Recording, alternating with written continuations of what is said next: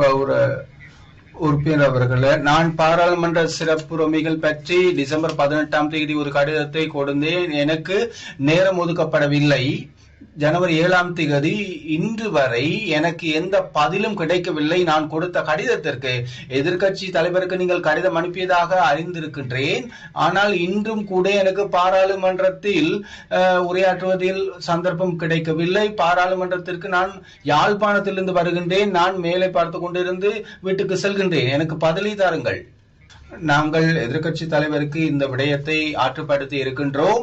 அது தொடர்பாக பதிலை நாங்கள் பெற்றுக் கொடுப்பதற்கு நடவடிக்கை எடுப்போம். எதிர்க்கட்சி முதற்குழு ஹசன், நாங்கள் உங்களை சந்தித்து எதிர்க்கட்சி தலைவரும் எதிர்க்கட்சி உறுப்பினர்களும் கலந்துரையாடி இருக்கின்றோம்.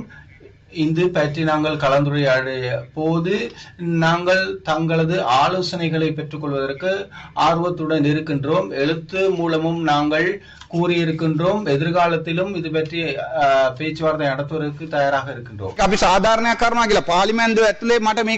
பாராளுமன்றத்தின் உள்ளே எனக்கு இதனை செய்ய முடியாவிட்டால் நான் வெளியில் போயிட்டு எப்படி நான் பணியாற்றுவது?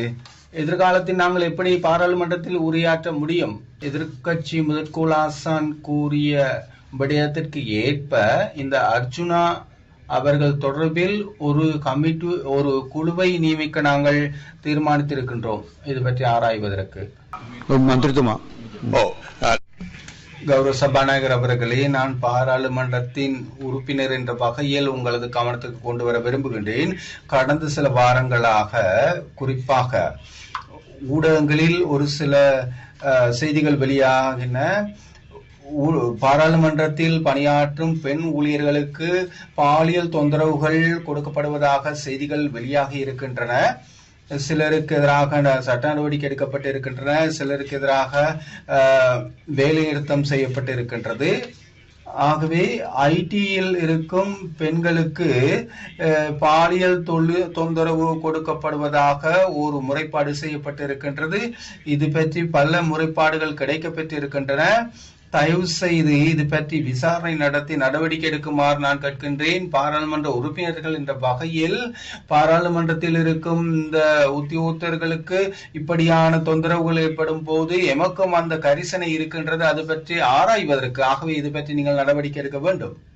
எவரும் இது பற்றி அறிவிக்கவில்லை. அறிவித்தால் நாங்கள் அது பற்றி ஆராய்வோம். ஐடி டிபார்ட்மெண்ட் சம்பந்த தகவல் தொடர்பாடல் திணைக்களம் சார்பில் இது பற்றி கிடைக்கவில்லை. தகவல் தொடர்பாடல் திணைக்களத்தின் ஊடாக இப்படி கிடைக்கப்பட்டிருக்கின்றது.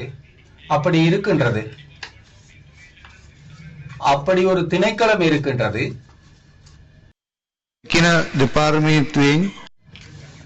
நீங்கள் கூறிய அந்த திணைக்களத்திலிருந்து எமக்கு எந்த தகவலும் எந்த முறைப்பாடும் கிடைக்கவில்லை.